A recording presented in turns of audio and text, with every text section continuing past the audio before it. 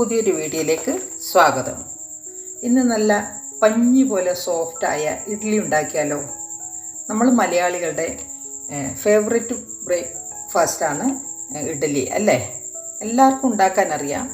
എന്നാലും ചിലരൊക്കെ പറയാറുണ്ട് ഇഡ്ഡലി സോഫ്റ്റ് ആകുന്നില്ല, ഇഡ്ഡലി മാവ് പൊങ്ങി വരുന്നില്ല എന്നൊക്കെ. എന്നാൽ പൂ പോലെ പതഞ്ഞ് പൊങ്ങി വരുന്ന ഇഡ്ഡലി മാവ് എങ്ങനെ ഉണ്ടാക്കാമെന്ന് ആദ്യം നോക്കാം. അതിന് ഒരു 3/4 ഗ്ലാസ് അരിയാണ് ഞാനിവിടെ എടുത്തിട്ടുള്ളത്, പച്ചരി. 3/4 ഗ്ലാസ് പച്ചരി, പിന്നെ ഒരു 1/4 കപ്പ് ഉഴുന്ന് പരിപ്പ്.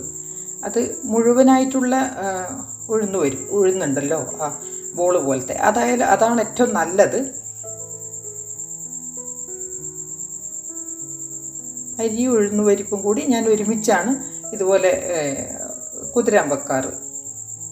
ചിലവരൊക്കെ വേറെ വേറെ കുതിർത്തിട്ടാണ് അരക്കുന്നത്. പക്ഷെ ഞാനിതുപോലെ ഒരുമിച്ച് തന്നെയാണ് അരിയും ഉഴുന്നും കുതിരാൻ വെക്കാറ്. ഇനി ഇതിലേക്ക് ഒരു 1/2 ടീസ്പൂൺ ഉലുവ ചേർത്ത് കൊടുക്കാം.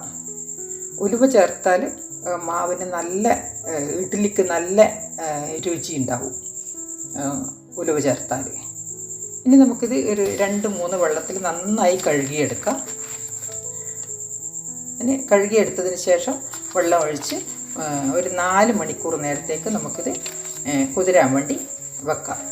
ഇനി 4 മണിക്കൂർ കഴിഞ്ഞതിന് ശേഷം നമുക്ക് ഇത് അരച്ചെടുക്കേണ്ടതുള്ളൂ. ഇതുപോലെ കുതിരാൻ വെക്കുക. 4 മണിക്കൂർ കഴിഞ്ഞിട്ട് നമുക്ക് അരക്കാം. 4 മണിക്കൂർ കഴിയുമ്പോഴേക്ക് ഓക്കെ ആവും. ഒരു മിക്സിയുടെ ജാറിലേക്ക് കുതിർത്ത് വെച്ച ഉഴുന്നും അരിയും ഇട്ട് കൊടുക്കുക. പിന്നെ ഒരു ടിപ്പാണ്, തണുത്ത വെള്ളം ഒഴിച്ചിട്ട് അരച്ചാൽ നല്ല പൊങ്ങി വരും, നല്ല സോഫ്റ്റ് ആയിരിക്കും ഇഡ്ഡലി. തണുത്ത വെള്ളം ഒഴിച്ചാൽ നല്ലതായിരിക്കും. പിന്നെ ചോറ്, വെളുത്ത ചോറില്ലേ, അത് 1 ടേബിൾ സ്പൂൺ ചോറ് ചേർത്താൽ അതും ഒരു ഇഡ്ഡലിക്ക് നല്ല സോഫ്റ്റ് ആവാനുള്ളൊരു ടിപ്പാണ്. ഇനി നമുക്ക് അരച്ചെടുത്ത മാവ് നന്നായി കൈ കൊണ്ട് നന്നായി മിക്സ് ചെയ്യണം. കൈ കൊണ്ട് മിക്സ് ചെയ്യുന്നതും ഒരു ഇഡ്ഡലി മാവ് പൊങ്ങി വരുന്നതിൻ്റെ ഒരു ടിപ്പാണ് കേട്ടോ. കൈ കൊണ്ട് നന്നായി, നമ്മൾ കൈ കൊണ്ട് എത്രത്തോളം മിക്സ് ആക്കുന്നോ അത്രയും നല്ലതാണ്. ഇനി നമ്മളൊരു 8 മണിക്കൂറിന് ശേഷം കണ്ട മാവ് നന്നായി പതഞ്ഞ് പൊങ്ങി വന്നിട്ടുണ്ട്. ഇത് ഞാൻ രാത്രി അരച്ച് വെച്ചതാണ്. ഇതിപ്പോൾ രാവിലെയാണ് നമ്മൾ ഇഡ്ഡലി ഉണ്ടാക്കാൻ നോക്കുന്നത്. ഇനി ഉപ്പ് ചേർത്ത് കൊടുക്കുക. എന്നിട്ട് നന്നായി മിക്സ് ചെയ്യുക. നന്നായി മിക്സ് ചെയ്തിട്ട് മാവ് കണ്ട നല്ല നല്ല ഇതേ മാവിൽ തന്നെ നമുക്ക് ദോശ ഉണ്ടാക്കാം, മസാല ദോശ ഉണ്ടാക്കാം. കുറച്ച് വെള്ളം ചേർത്ത് കുറച്ച് ലൂസാക്കിയാൽ മതി. ഇഡ്ഡലി മാവിന് കുറച്ച് കുറുകിയിട്ടല്ലേ വേണ്ടത്. ഇനി നമുക്ക് ഇഡ്ഡലി ചുട്ടെടുക്കേണ്ട പാത്രത്തിലേക്ക് കുറച്ച് വെളിച്ചെണ്ണയോ ഓയിലോ എന്താണെന്ന് വെച്ചാൽ ഓരോ കുഴിയിലും തടയി കൊടുക്കുക. നന്നായി പുരട്ടി കൊടുക്കണം. വെളിച്ചെണ്ണയോ നല്ലത്, വെളിച്ചെണ്ണയോ ഓയിലോ ഏതായാലും കുഴപ്പമില്ല.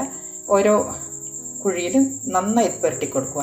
ഇനി നമ്മൾ ഗ്യാസ് ഓണാക്കി ഇഡ്ഡലി പാത്രം വെച്ച് വെള്ളം തിളക്കുമ്പോൾ ഈ നമ്മൾ വെളിച്ചെണ്ണ പുരട്ടി വെച്ച പാത്രം അതിൽ ഇറക്കി വെച്ചിട്ട് കുറച്ച് ചൂടായി കഴിഞ്ഞതിന് ശേഷം, പാത്രം ഒന്ന് ചൂടായി കഴിഞ്ഞതിന് ശേഷം മാവ് കോരി ഒഴിക്കാൻ ശ്രമിക്കുക. അങ്ങനെയാകുമ്പോൾ ഒന്നുകൂടി നന്നാവും ഇഡ്ഡലി. ഇത് ഇഡ്ഡലി മാവ് ഓരോ കുഴിയിലും നിറച്ച് ഒഴിക്കാൻ പാടില്ല, 3/4 ഭാഗം മാത്രമേ ഒഴിക്കാൻ പാടുള്ളൂ.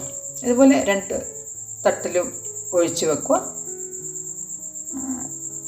അതുപോലെ ഓരോന്നോരോന്നായി മാവ് ഒഴിച്ച് കൊടുത്ത് നിറച്ച് ഒഴിക്കാൻ പാടില്ല, 3/4 ഭാഗം മാത്രമേ ഒഴിച്ച് കൊടുക്കാൻ പാടുള്ളൂ. അത് പൊങ്ങി വരും, നന്നായിട്ട് പൊങ്ങി വരും.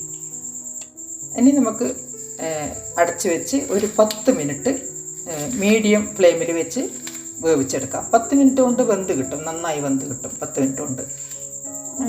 ഇതാക്കണ്ട, സൈഡിൽ നിന്നല്ല, പാത്രത്തിൻ്റെ സൈഡിൽ നിന്നൊക്കെ ഇങ്ങനെ വിട്ട് വന്നിട്ടുണ്ട് ഇഡ്ഡലി. കണ്ടോ, ഇങ്ങനെ പാത്രത്തിൻ്റെ സൈഡിൽ നിന്നൊക്കെ ഇങ്ങനെ വിട്ട് വന്നിട്ടുണ്ട്, കാണുന്നുണ്ടല്ലോ.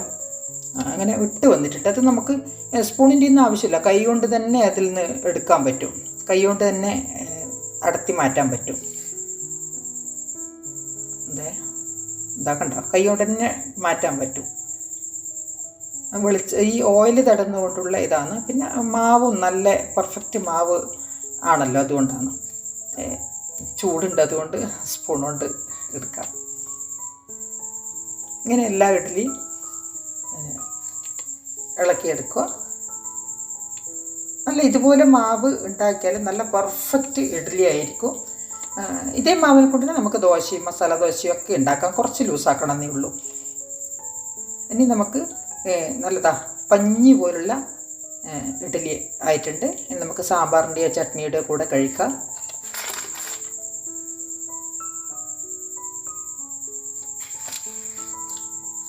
ഇതുപോലെ ഇഡ്ഡലി ഉണ്ടാക്കി നോക്കിയിട്ട് ഫീഡ്ബാക്ക് അറിയിക്കണേ. വീഡിയോ ഇഷ്ടമായാൽ ലൈക്ക് ചെയ്യാനും ഷെയർ ചെയ്യാനും സബ്സ്ക്രൈബ് ചെയ്യാനും മറക്കല്ലേ. ഓക്കെ.